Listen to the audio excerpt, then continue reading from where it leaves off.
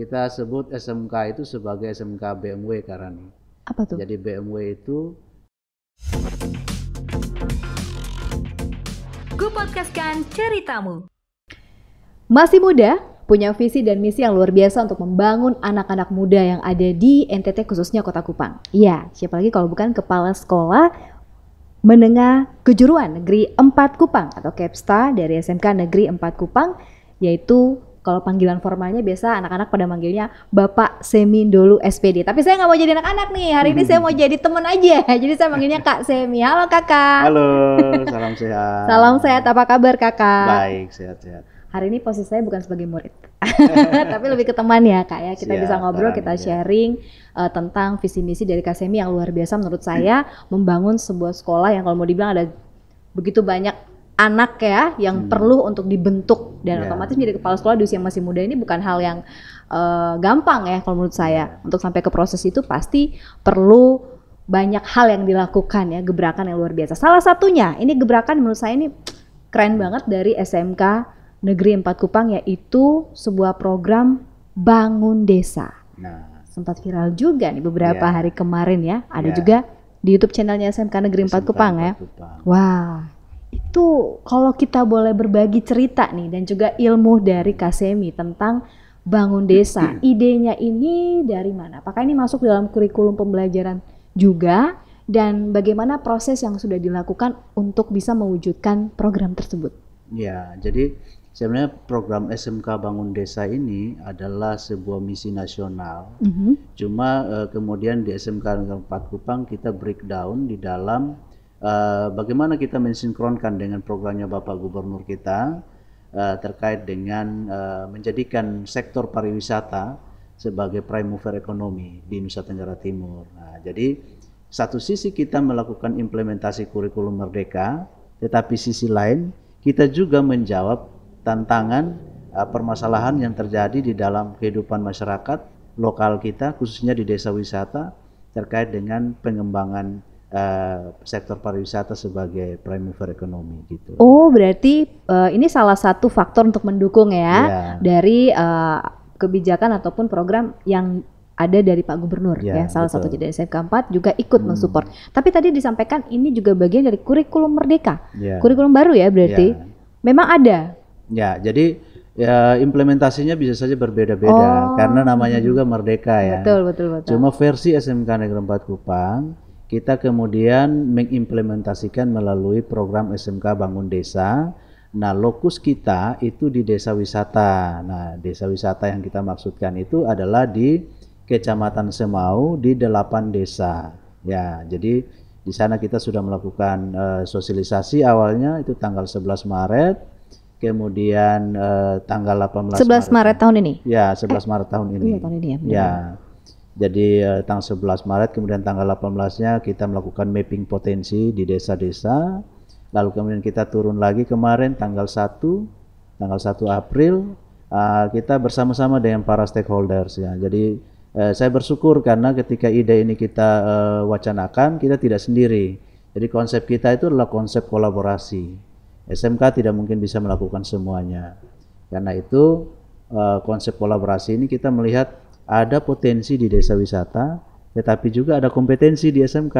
Nah gitu. Oh wow, berarti memadukan potensi dan kompetensi ini sehingga pasti akan membangun desa tersebut ya. Otomatis warga desanya pasti disampaikan juga seperti itu. Oke, sebelum saya masuk ke kendalanya, kenapa memilih Semau? Ya, karena setelah kita melakukan diskusi dengan beberapa stakeholders kita, salah satunya teman-teman pengurus dari Kadin NTT, kita mendapatkan info bahwa per April 2022 ini mulai dibuka penerbangan Kupang Darwin Dili ya, gitu kan. Jadi kita harus berbangga nih nanti di Kupang dan sekitarnya ini kita akan menjadi tempat transit keren para tamu-tamu kita dari luar negeri ya, dari Dili maupun dari Darwin. Nah, orang Darwin itu sudah sangat mengenal Semau dari UIASA gitu. Nah, tapi sekarang UIASA itu sepertinya ketutup oleh OTAN dan Liman. Nah, karena itu kita pengen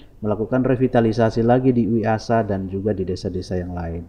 Nah, desa-desa yang lain ini kita pengen untuk mereka bisa menjadi penyangga untuk desa wisata yang menjadi tujuan wisata itu. Apa yang harus mereka lakukan? Salah satunya misalnya agrowisatanya kita kembangkan, kemudian ekowisatanya mungkin dikembangkan sehingga ada trek-trek sepeda yang saya lihat cukup bagus di daerah Batuinan, di Letbaun dan lain-lain. Itu menjadi sebuah trek yang bagus kalau saya kira nanti dikembangkan ke depan.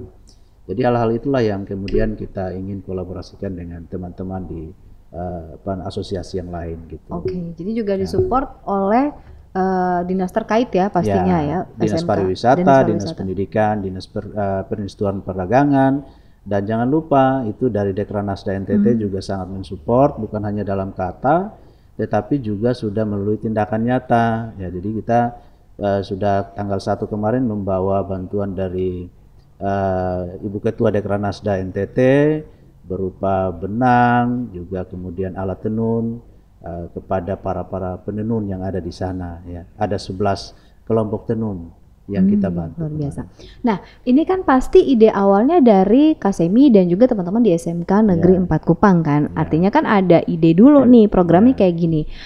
Itu memang ada ide baru kemudian ibaratnya kayak kita kasih proposal lah gitu ya kepada stakeholder yang bisa mendukung, mensupport. Nah, gimana ceritanya gitu Kasemi memulai itu? Ya, betul. Jadi memang ini tidak mudah karena saya awalnya membuat konsep pendidikan out of the box gitu ya. Jadi gimana orang tuh taunya kalau belajar namanya belajar pasti di lingkungan sekolah ya, bukan di luar lingkungan sekolah.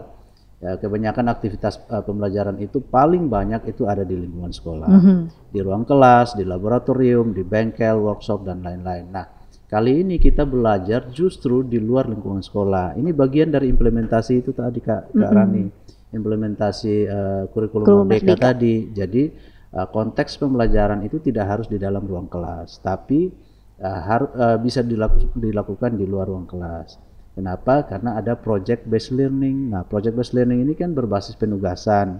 Jadi kalau penugasan berarti harus ada persoalan, harus ada masalah yang kita sebut problem based learning tadi. Maka sebenarnya persoalan pendidikan itu bukan ada di dalam ruang kelas, sesungguhnya ada di lingkungan masyarakat. Betul. Sehingga bagaimana permasalahan yang ada di luar ruang kelas itu dibawa ke ruang akademik untuk diselesaikan secara bersama-sama.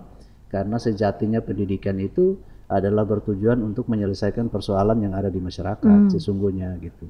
Sehingga kita bisa belajar bersama, guru dan siswa belajar, tetapi sekalian berdampak gitu Karani. Jadi bisa berdampak bagi masyarakat, kaum muda milenials yang produktif, mama penenun dan seterusnya. Gitu. Artinya ini adalah kolaborasi jangka panjang nih untuk adik-adik juga ya, khususnya di SMK Negeri 4 Kupang, di mana mereka harus belajar out of the box. Tapi sistematis mereka belajar nanti akan seperti apa dengan program Bangun Desa ini gitu? Ya, jadi setiap guru dan siswa yang kami bawa ke sana sebelumnya kita sudah meminta mereka untuk merancang proyek sendiri. Ada juga? Iya, jadi mereka membuat proyek pembelajarannya apa dulu.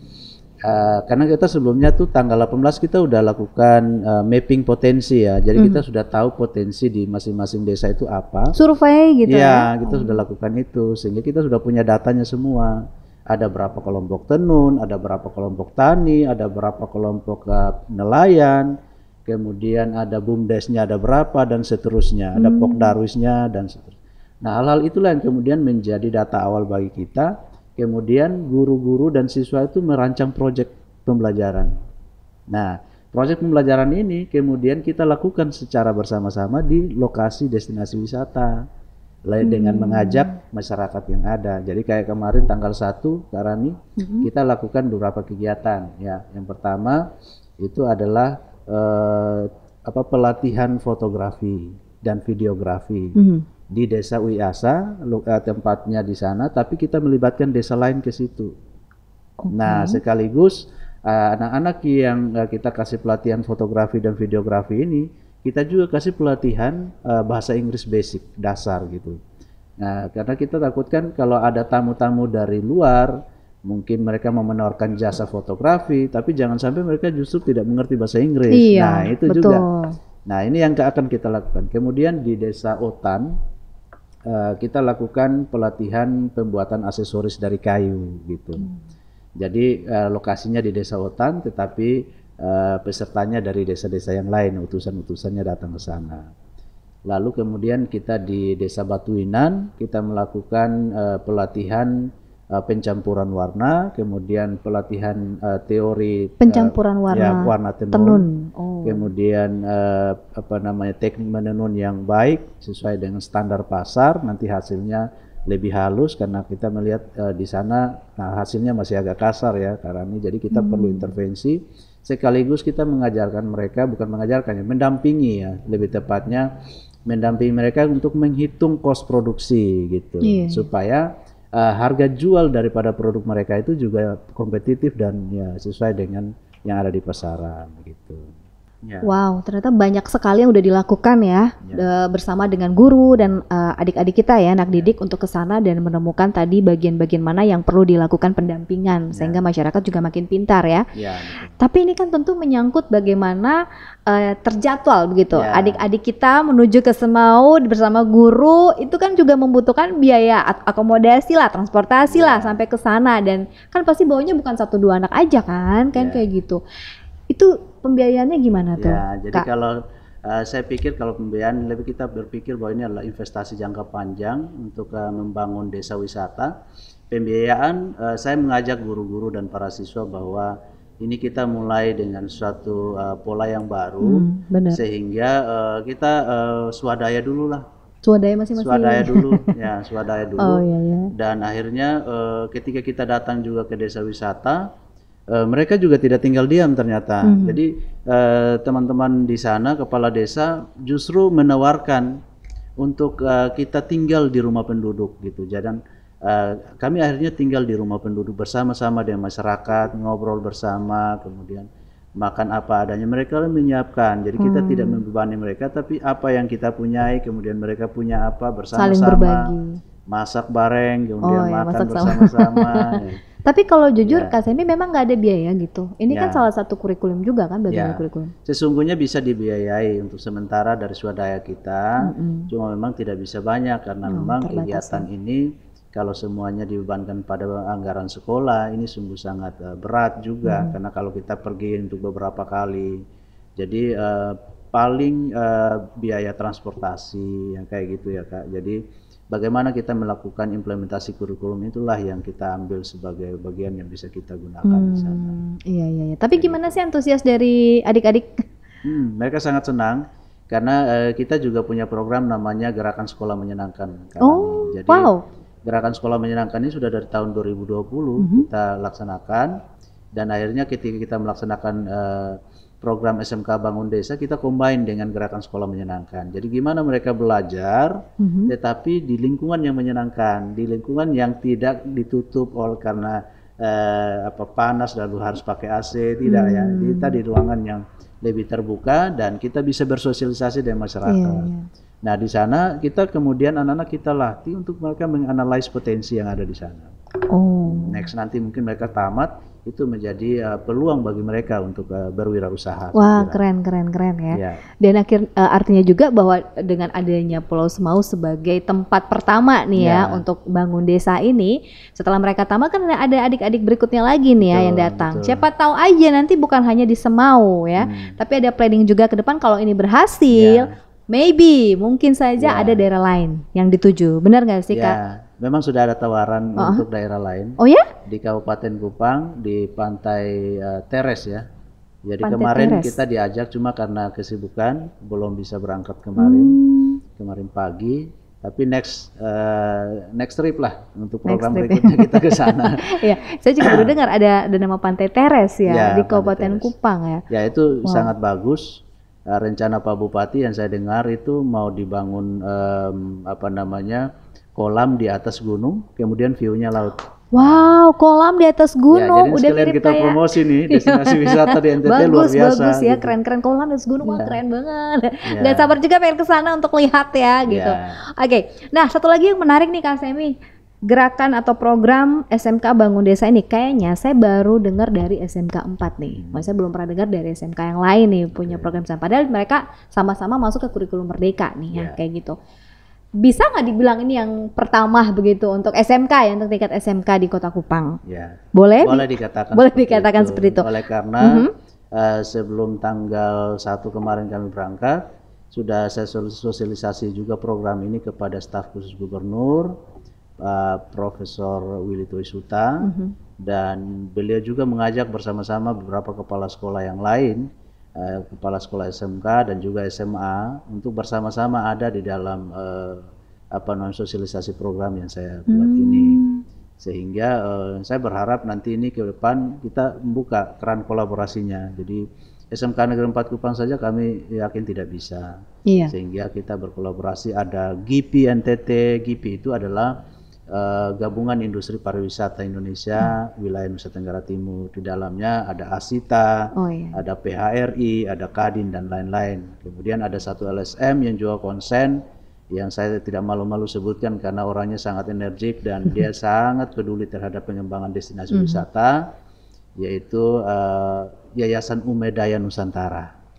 Ya, jadi dia sangat konsen terhadap pengembangan destinasi wisata juga. Wow, ternyata memang ini kita tim yang solid. Tim yang solid ya, luar biasa dan bagus karena mau berbagi ya untuk teman-teman SMK yang lain ikut berpartisipasi juga. Ini kan kalau mau dibilang program yang cukup besar begitu yang membutuhkan banyak energi. Tapi kalau kita bicara tentang tanggapan, respon dari masyarakat di Semau sendiri seperti apa? Karena kan dengar-dengar nih ya, banyak yang bilang tuh masyarakat di Semau tuh orangnya, mohon maaf ya, agak sering menolak, ada penolakan gitu. Benarkah seperti itu? Ya, kalau saya lihat itu mungkin hanya pemikiran orang ya. Atau stereotip yang selama ini dibangun. Tapi stigma tentang masyarakat tapi di Semau sesungguhnya tidak demikian. Oh ya? Ketika kami datang, kami justru disambut, diterima secara adat, walaupun itu kami tidak harapkan seperti itu. Sesungguhnya bukan itu yang kami cari, tapi namanya masyarakat di desa, mereka masih tetap mempertahankan budaya, dan saya kira itu sesuatu yang nilai-nilai luhur yang harus dipertahankan. Ya. Mereka menerima kami secara adat, dengan tuturan adat, lalu kemudian kita bisa bersosialisasi bersama mereka, bahkan tidur di rumah mereka loh Kak Rani. Jadi saya pikir hanya orang-orang yang mau menerima perubahanlah yang bisa melakukan hal itu. Setuju saya. Adakah hal yang mereka sampaikan gitu kepada Kak Semi secara pribadi, mungkin dari ketua adatnya atau kepala desanya yang mengungkapkan bahwa mereka selama ini menanti yang kayak gini, ada nggak yang kayak gitu? Itu mereka sampaikan. Bahkan mereka bilang bahwa SMK Negeri 4 Kupang menjadi orang tua bagi kami. Dan disitulah saya merasa sangat terharu. Oleh karena penerimaan yang sangat luar biasa, jadi bukan hanya pemerintah desanya, kepala desa di sana sangat luar biasa, tapi juga Bapak Camatnya, Camat Semau yang luar biasa bersama dengan timnya. Jadi kami sudah buat grup nih Kak Rani, kita punya grup, jadi komunikasi setiap hari mereka. Nah bahkan nanti dalam waktu dekat kita juga dapat support dari Kemendikbud, sehingga kami merekrut beberapa anak muda nih dari Semau untuk kita berikan pelatihan jahit. Gitu. Jadi nanti dari sentra tenun yang ada, nanti produk-produk kain-kain tenun mereka ini nanti kita bisa olah jadi pakaian atau jadi produk-produk yang siap pakai. Nah itu kita yang akan melaksanakan di SMK 4. Baik. Nah mungkin ini adalah generasi-generasi yang baru ya, generasi-generasi anak muda di Semau yang berpikir untuk lebih terbuka, untuk mengikuti tren dan juga perputaran globalisasi zaman saat ini ya, dengan era digital juga tentu disampaikan itu. Nah satu lagi yang menjadi tantangan sebenarnya nih untuk bisa bangun desa nih di Semau, khususnya untuk pariwisatanya nih, apa nih Kak Semi? Ya, yang pertama adalah sekolah kami bukan sekolah pariwisata ya. Nah itu dia kan. Menyadari hal itu, saya belajar lagi kan hal yang baru, jadi ini menantang. Tapi jangan lupa bahwa industri kreatif SMK Negeri 4 Kupang itu termasuk ke SMK ekonomi kreatif ya, di bidang ekonomi kreatif, mengembangkan ekonomi kreatif yang konsen di bidang seni rupa dan kriya.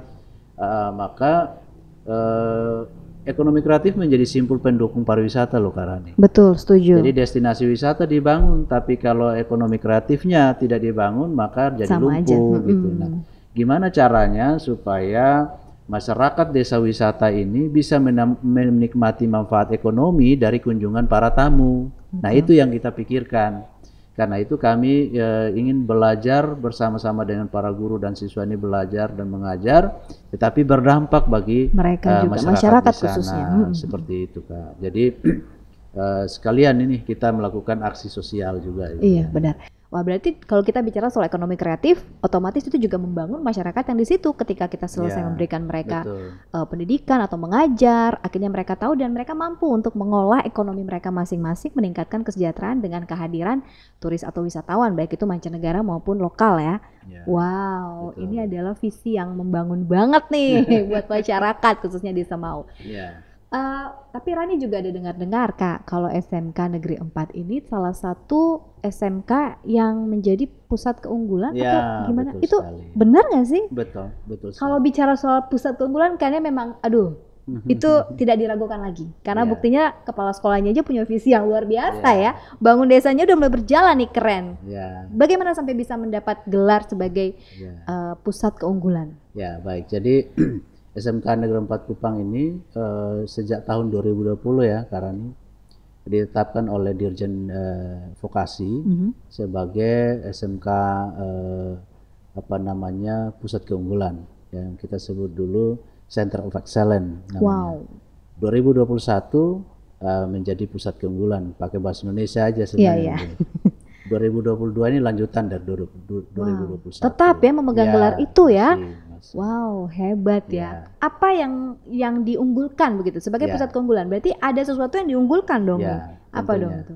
Jadi di SMK Negeri 4 Kupang ada program yang kita unggulkan itu adalah di desain komunikasi visualnya. Jadi kenapa kita memilih desain komunikasi visual? Karena bagi kami itu desain itu adalah pola awalnya untuk membuat produk.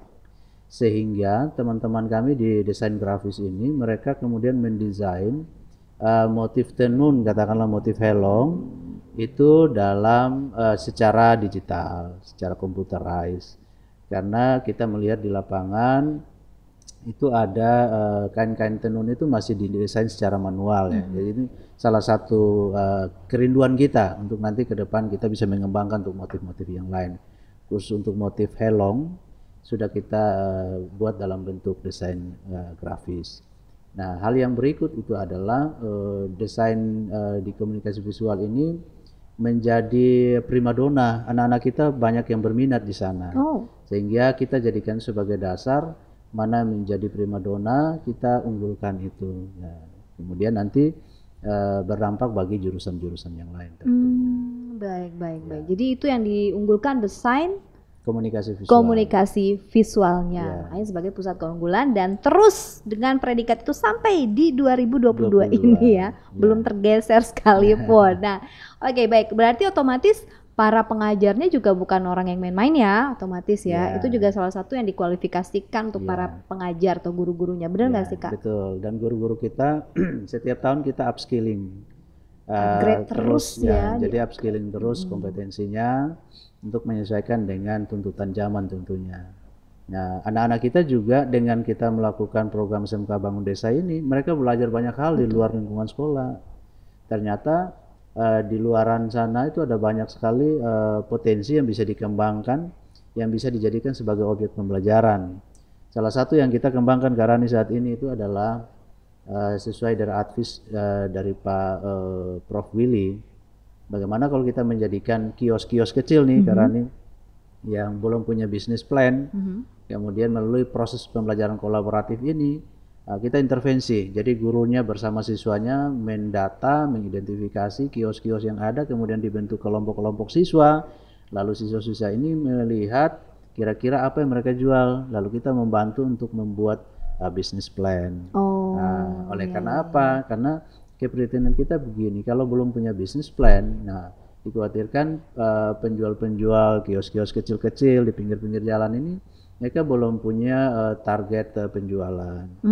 Jangankan keuntungan, mungkin break even point saja mereka belum tahu kapan gitu. Jadi dengan adanya intervensi pembelajaran yang seperti ini, kita berharap ada dampak positif terhadap peningkatan ekonomi masyarakat di tengah pandemi COVID ini. Sebenarnya keprihatinan kita tuh arahnya ke situ. Iya betul ya. Jadi biar masyarakat juga mengerti dan ekonomi mereka tidak terganggu dengan pandemi ini dan lebih pintar lah ya kalau dalam hal berbisnis atau jual menjual kan kayak gitu. Tapi kalau kita dengar dari adik-adik kita nih, anak didiknya Kak Semi ini, Ada nggak yang memberikan komentar, aduh ternyata ini jauh lebih menyenangkan ya daripada ketong harus di kelas, ternyata ada nggak Ya, mereka mengutarakan hal positif betul. gitu? Itu pertama ketika kita mengajak mereka, kita Hmm. bisa melihat aura positif, senyum Iya dan kelihatan ya. kebanggaan mereka gitu. Ketika kita mengajak, ayo kita belajar bersama dengan masyarakat di SMA, mereka sangat senang gitu. Ya, jadi mereka sampai di sana mereka cukup ceria bersama-sama dengan masyarakat, bahkan berdiskusi dengan masyarakat. Jadi kita kasih proyek masing-masing anak tuh Mhm. untuk bisa melihat potensi-potensi yang ada di sana. Lalu kemudian pulang mereka laporkan. Jadi nanti presentasi dengan gurunya. Iya. Biasa kayak kelompok Iya, kan, dibagi antara kelompok gitu ya. iya, Kelompok ini liatin ini, liatin ini. Ini juga masuk dalam penilaian dan scoring ya betul, untuk mereka, betul. skornya mereka. Wah keren nih. Untuk juga sebagai penentuan ujian nanti. Nah, Siapa tahu ya bisa jadi kan ya. iya, Kan semuanya serba merdeka nih. iya, Kurikulum merdekanya. iya. Baik Kak Sem, ini menarik banget. Apa program atau perencanaan ke depan nih untuk bangun desanya yang mungkin sekarang udah berjalan nih. Ya. Apalagi nih yang mau ditargetkan? Ya, jadi SMK Bangun Desa ini kita memang baru mulai ya, jadi Ya. hasilnya belum kelihatan. Tapi target kita adalah satu, kita ingin supaya masyarakat itu mendapatkan manfaat dari kunjungan itu. Nah, apa yang harus mereka lakukan? Yaitu ekonomi kreatifnya, industri kreatifnya ini harus ditumbuhkan. Jadi seperti kain tenun, kemudian potensi agronya, kemudian juga produk-produk aksesoris-aksesoris lainnya yang mungkin diambil dari limbah-limbah sekitar, tapi dia bisa bermanfaat. Karena kita lihat misalnya di Darwin, Australia, itu produk makanan memang tidak bisa masuk ke sana. Iya. Yang bisa masuk sana satu-satunya adalah produk-produk industri kreatif. Ya, karena filternya terlalu Betul, ketat sekali ketat ya, di sana. Nah, ini kita baca sebagai peluang. Target kita yang lain adalah kita sedang menyediakan lapangan pekerjaan bagi anak-anak kita, tamatan-tamatan kita. Ayo ketika kalian sudah mengetahui ada potensi di sini, next nanti ketika mereka tamat, ya silakan berkolaborasi dengan masyarakat. Kemudian kita juga mengharapkan BUMDes yang ada saat ini di desa wisata itu yang selama ini belum begitu maksimal bekerja, ini kita ingin supaya ada geliat yang lebih baik lagi, ya, seperti itu. Lalu kemudian target kita yang lain adalah ingin menjadi pendamping yang baik bagi desa wisata ini sehingga apa yang menjadi potensi mereka itu bantu kita marketing juga. Jadi kemarin kita datang misalnya ke sentra tenun, kita melatih mereka, tetapi juga Ibu Ketua Dekranasda NTT sudah menyiapkan pasarnya. Jadi kain yang nanti mereka tenun itu tidak usah dicari pembelinya susah-susah. Tidak usah cari bayar susah, langsung Dekranasda fasilitasi ya. Ya, dan itu beliau sudah sangat siap. Yang penting adalah standar produk mereka itu harus mengikuti standar yang ada di Dekranasda, dan itu sudah kita ajarin kepada mama penenun. Penenunnya itu bagus banget ya. Mereka malah menahan. Kalau bisa Bapak jangan 1 atau 2 hari, beberapa hari lah di sini gitu. Itu saking mereka sangat senangnya gitu. Senangnya ya dibantu dan juga dibimbing. Ya. Baik, yang terakhir Kak Sebi bisa menyampaikan kepada semua teman-teman kita, anak-anak muda atau mama-mama orang tua yang pengen anaknya juga bisa berhasil seperti kakak-kakak mereka yang nanti bisa langsung daftarkan aja di SMK Negeri 4 Kupang nih. Karena bentar lagi udah masuk tahun ajaran baru ya. Betul sekali karena nih. Jadi silakan nih Kak Sebi. Nanti bulan Juni ini kita udah mulai ya, biasanya seperti itu. Jadi kita menunggu Juknis. Kalau sudah mulai penerimaan siswa baru, silakan mendaftar di SMK Negeri 4 Kupang, karena SMK Negeri 4 Kupang ini pendaftarannya online karena nih. Jadi tidak pakai pendaftaran offline. Jadi biasanya kalau sudah full kita sistem sudah langsung tutup. Wow. Gitu. Nah, kita sebut SMK itu sebagai SMK BMW karena nih. Apa tuh? Jadi BMW itu setelah tamat itu bisa B-nya bekerja, M-nya melanjutkan, W-nya wirausaha mandiri. Keren. Jadi SMK BMW itu ya jangan kemudian masyarakat berpikir kalau masuk SMK tidak bisa kuliah gitu. Bisa melanjutkan di bidangnya. Cuman kalau dia melanjutkan ada plusnya. Apa tuh? Dia sudah punya keahlian, dia punya kompetensi. Jadi dia bisa melanjutkan sambil cari duit. Mohon maaf nih bagi yang SMA ya, walaupun saya tamatan SMA dulu ya. Tapi kalau SMA tanpa kuliah ya tidak bisa jadi apa-apa kecuali dia kursus untuk menambah basicnya. Oke, jadi pilihannya SMK Negeri 4 Kupang. Ada motonya nggak sih SMK Negeri 4 Kupang? Kita SMK tuh motonya SMK bisa, SMK hebat. Oke, yuk sama-sama sampai kita tutup. 1, 2, 3. SMK bisa, SMK hebat. Bye-bye.